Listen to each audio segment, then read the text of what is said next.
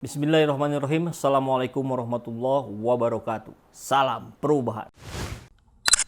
Sahabat semua, kita tahu ya, seorang sosok Deddy Corbuzier terkenal dengan kalimatnya yang smart people. Ya, dia sering menunjukkan bahwa dirinya seorang yang cerdas. Dan memang terbukti, keberhasilan dia mengundang para pejabat masuk ke podcastnya, tentu itu sebuah prestasi. Dan barangkali itu memang menunjukkan kecerdasannya. Tapi, dalam hal ini, saya kira kecerdasan seorang Deddy Corbuzier turun drastis. Ya, pada saat membahas tentang ibu kota negara baru, tentu Deddy tidak membahas tentang ibu kota negara barunya, tapi dia membahas tentang jin buang anak.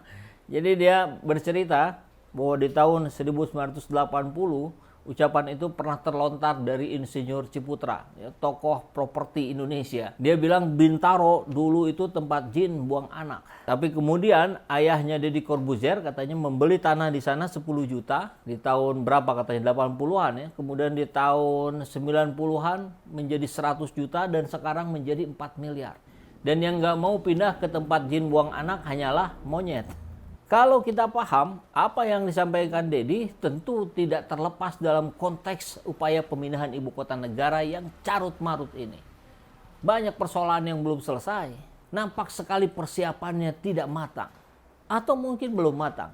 Pecinta lingkungan menolak. Masyarakat di sana banyak yang menolak. Dan ucapan Deddy Corbuzier itu akhirnya dibantah habis oleh seseorang yang saya juga baru lihat orangnya ya. Tapi dia nampak sekali ternyata jauh lebih pintar dibandingkan Deddy Corbuzier. Tempat jin buang anak. Kata-kata itu populer tahun 1980-an ketika Insinyur Ciputra ngebangun Bintaro Jaya yang tempatnya masih sepi banget. Bokap gue beli tanah di sana 150 meter, utang ke saudara-saudaranya 10 juta harganya. Tahun 98, gue beli tanah itu ke bokap gue 100 juta. Sekarang tanah yang masih punya gue itu harganya 4 miliar. Jadi kalau ada orang yang mengatakan, siapa yang mau pindah ke sana? Siapa yang mau invest tempat jin buang anak? Gue mau. Satu studio di sini, satu studio di sana. Justru cuma monyet yang nggak mau. Atau jangan-jangan yang bilang itu supaya cuma dia yang bisa invest. Jadi orang-orang nggak tahu investasi itu bisa tinggi harganya kalau jadi ibu kota nanti terus kan gede semuanya. Ini si smart people generasi kalau cuma monyet yang nggak mau pindah IKN. Alasannya dia cerita bokapnya yang beli lahan di Bintaro dan untung. Narasinya agak ngeledek sih. Padahal kan objek kritikan kita selama ini soal bagaimana IKN ini membebani postur APBN. Dan juga soal bagaimana kredibilitas Jokowi dalam membuat proyek. Kereta Jati kah, kereta cepat, kereta Kalimantan, SMK mungkin. Yang semuanya ya modal sendiri deh. Tentu akan berbeda kalau bicara tentang pengembang swasta. Dan kalau bicaranya perusahaan, ranahnya itu hukum privat. Kalau kita kan konteksnya negara, domainnya publik, yang potensi ruginya itu rakyat. Dan menjadi harus untuk kita kritik dan untuk kita kontrol gitu loh. Nah, yang jadi persoalan itu kita mengkritik dana dari negara nih. Tapi potensi yang diuntungkan itu kan oligarki, bukan rakyat. Dan lo ngebela itu maksudnya. Bos, IKN itu bukan proyek properti ya. Dimana duitnya itu duit swasta, ya kajiannya itu jelas. Kadang kalau bicara market mereka lebih ngerti ya. Kalau IKN ini kan unik. Sampai kajian Bappenas itu nggak tahu di atas IKN itu ada konsesi tanah.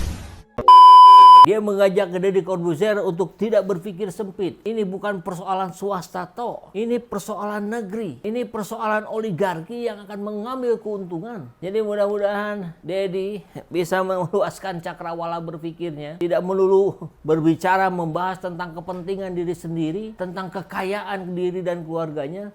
Tapi ini persoalan kekayaan negeri. Mudah-mudahan setelah di-reaction oleh orang ini, seorang Deddy menjadi lebih paham. Mudah-mudahan ya.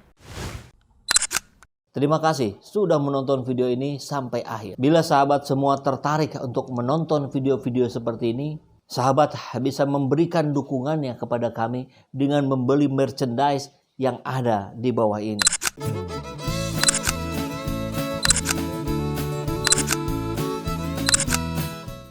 Kita siapkan berbagai desain t-shirt yang cocok untuk sahabat semua. Namun apabila sahabat semua ada yang menginginkan desain yang lain, tentu kami pun bisa mengakomodirnya. Silakan hubungi di nomor yang ada di bawah ini.